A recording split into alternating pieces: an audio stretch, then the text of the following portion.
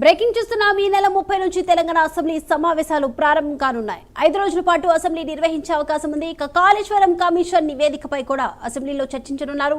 ఆ తదుపరి చర్యలను కూడా ప్రభుత్వం తీసుకోనుంది.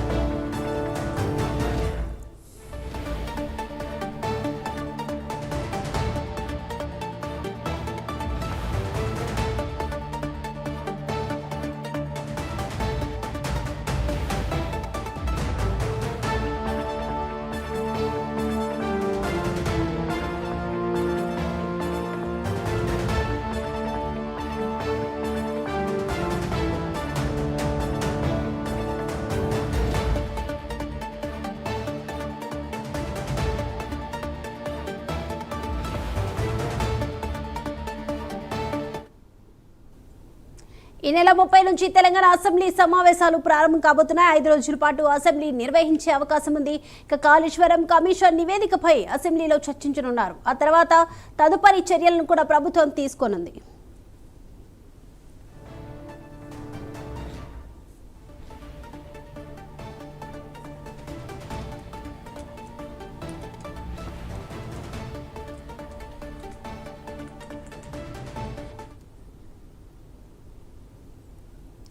రైట్, బ్రేకింగ్ చూస్తున్నాం. ఈ నెల 30 నుంచి తెలంగాణ అసెంబ్లీ సమావేశాలు ప్రారంభం కాబోతున్నాయి. ఈ 5 రోజుల పాటు జరిగే అసెంబ్లీలో కాళేశ్వరం కమిషన్ నివేదికపై కూడా చర్చించబోతున్నట్టు తెలుస్తుంది. ఆ తర్వాత తదుపరి చర్యలను కూడా ప్రభుత్వం తీసుకోనుంది. ఓవరాల్ అప్డేట్స్ అందించడానికి మా ప్రతినిధి నాగేంద్ర సిద్ధంగా ఉన్నారు. Nagendra, thank you Deepika. తెలంగాణ రాష్ట్రంలో రాష్ట్ర రాజకీయాలు కానీ తెలంగాణ ప్రజల్లో కానీ కాళేశ్వరం కమిషన్ కి సంబంధించినటువంటి నివేదిక పైన పెద్ద ఎత్తున చర్చ జరిగింది. ఎందుకంటే కాళేశ్వరం కి సంబంధించి ఆ ప్రాజెక్టు కుంగిపోయినప్పటి నుంచి ఆ నివేదిక ఆ కమిటీ ఇచ్చినటువంటి నివేదిక సంబంధించినటువంటి అంశంలో పూర్తిగా ఎవరైతే ఆ నివేదికలో ఉన్నారో వారిపైన ఎటువంటి చర్యలు తీసుకుంటారన్న దానిపైనే తెలంగాణ రాష్ట్ర వ్యాప్తంగా కూడా ఆసక్తికరమైనటువంటి చర్చ జరిగింది. కానీ ఆ నివేదిక ఇచ్చిన తర్వాత ప్రభుత్వం ఒకటే చెప్పింది, అసెంబ్లీ సమావేశాలు నిర్వహిస్తాము, ఆ సమావేశంలో ఆ కమిషన్ పీసీ కమిషన్ ఇచ్చినటువంటి నివేదిక పైన అసెంబ్లీ సమావేశంలో పూర్తి స్థాయిలో చర్చ పెట్టిన తర్వాత సభ్యుల నుంచి వచ్చేటటువంటి సలహాలు సూచనల మేరకు ఆ నివేదిక పైన చర్యలు ఉంటాయి. ఆ నివేదిక ఆధారంగా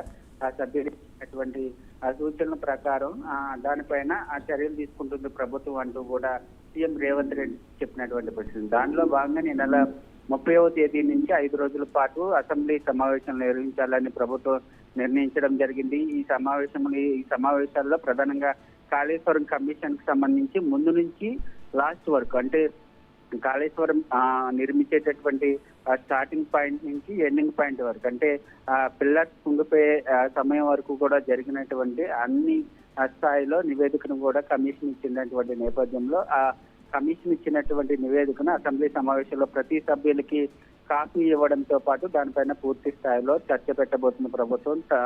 దాని తర్వాత ఆ కమిషన్ ఇచ్చినటువంటి నివేదిక ఆధారంగా దాంట్లో ఉన్నటువంటి అవినీతి పైన వారిపైన ఎవరైతే దీంట్లో ఇన్వాల్వ్మెంట్ ఉందో వారందరిపైన చర్యలు తీసుకుంటామంటూ కూడా చెప్పినటువంటి నేపథ్యంలో దీనిపైన అసెంబ్లీ సమావేశాల్లో హాట్ గా కొనసాగేటటువంటి అవకాశం ఉంది. ఎందుకంటే బీఆర్ఎస్ కి సంబంధించినటువంటి నేతలంతా కూడా పెద్ద ఎత్తున ఈ కాళేశ్వరం కమిషన్ ఇచ్చినటువంటి నివేదిక పైన పెద్ద ఎత్తున ఆరోపణలు చేస్తున్నటువంటి నేపథ్యంలో ప్రభుత్వం దాన్ని ఏ విధంగా తిప్పుకొడుతుంది, అదేవిధంగా బీఆర్ఎస్ కి సంబంధించినటువంటి నేతలు ఈ కాళేశ్వరం సంబంధించినటువంటి నివేదిక పైన ఏ విధంగా వాళ్ళు డిఫెండ్ చేసుకుంటారు అన్నది మాత్రం చూడాల్సినటువంటి అంశంగా కనబడుతుంది.